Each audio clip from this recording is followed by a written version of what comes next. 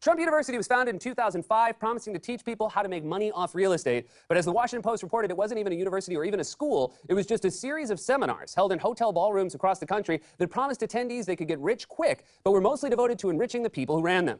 Students of the real estate seminar say they were ripped off. It's a civil fraud case. At the end of the day, the schools are defunct and have no money, and Mr. Trump hasn't been bashful to make it clear that he has huge amounts of money. It's the educational equivalent of promising someone a Lamborghini and giving them a tricycle instead. When you lift up the legal hood and you look into the engine, you see that the judge has done some things that have been sometimes surprising, and they're usually in Mr. Trump's favor. For example, Mr. Trump initially pursued a defamation counterclaim against the plaintiff, which is very legally disfavored, and the trial judge actually approved it. It wasn't until the appellate court in the Ninth Circuit ordered the judge to throw it out that he did it. That was a surprising initial win for Mr. Trump. We will have Mr. Trump now definitely being shoved onto the witness stand in November after the election, which also was a favorable ruling, by the way. He got convenient timing for his trial as a courtesy, and he'll have to explain specific grounds for defenses on things he said that allegedly defrauded these people, allegedly into the classes. He promised, for example, allegedly that they would be akin to his personal apprentices. He said that this would be an amazing class with lead preeminent instructors that were handpicked by him. Unfortunately, in the deposition, They're saying they never had access to him. They never had access to him. He wasn't there. He couldn't remember a single instructor during the deposition. These court documents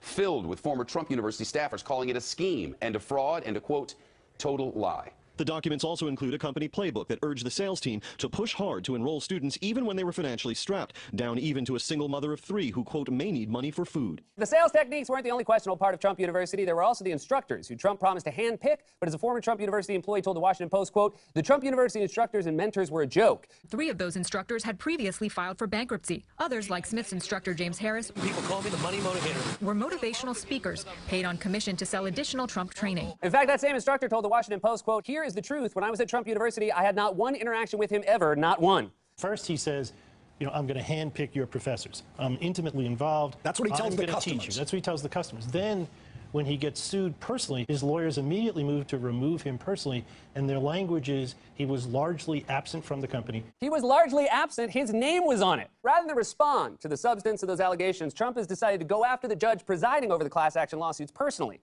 in a way that can only be described as racist. Trump telling the Wall Street Journal that Indiana-born judge Gonzalo Curiel's Mexican heritage presents a, quote, absolute conflict, saying, quote, I'm building a wall. It's an inherent conflict of interest. We're out in front of the federal building in downtown San Diego, where this afternoon reporters went into the courtroom of Judge Gonzalo Curiel, wondering whether or not there would be a trial that would bring President-elect Donald Trump to San Diego. When they got there, what they found is instead there was a settlement.